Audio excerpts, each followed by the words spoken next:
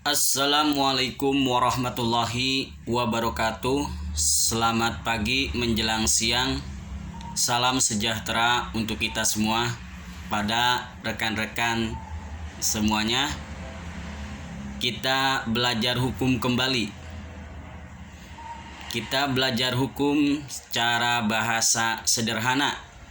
Insya Allah mudah dipahami dan dimengerti.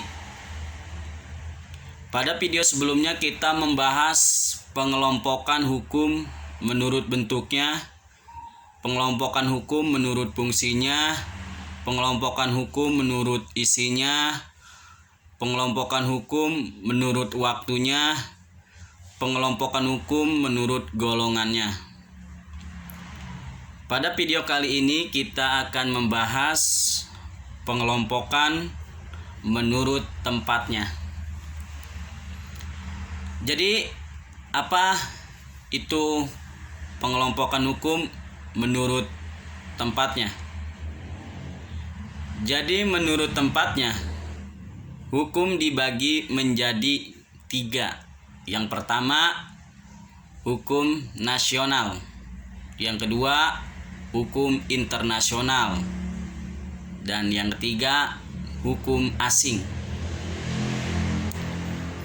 Apa itu yang dimaksud dengan hukum nasional? Hukum nasional adalah hukum yang berlaku di suatu wilayah negara, tidak berlaku di negara lain. Contohnya, misalkan Indonesia menganut hukum positif. Contohnya hukum pidana, hukum perdata. Jadi sebatas ada di Indonesia.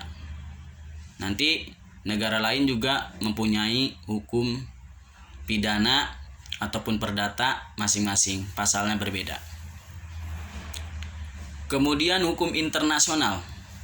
Hukum internasional adalah hukum yang mengatur hubungan antar negara dan seluruh penjuru dunia.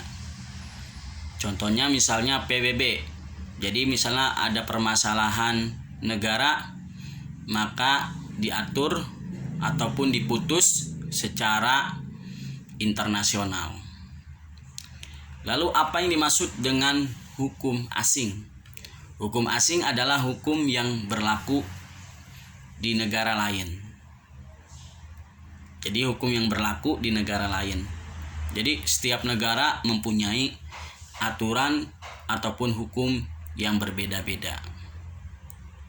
Jadi sampai di situ penjelasan daripada hukum menurut tempatnya. Jadi tetap semangat belajar hukum, tidak ada kata terlambat untuk belajar, karena dengan belajar hukum kita akan lebih mengetahui masalah-masalah yang tidak boleh ataupun aturan-aturan yang tidak boleh dilanggar karena ada undang-undangnya. Jadi dengan mensubscribe channel ini adalah mendukung berkembangnya channel ini.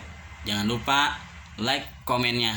Apabila ada pertanyaan bisa ditulis di kolom komentar sehingga dapat saya jawab di video kita selanjutnya. Tetap semangat belajar hukum dan selamat beraktivitas. Saya tutup dengan Assalamualaikum warahmatullahi wabarakatuh. Bye bye.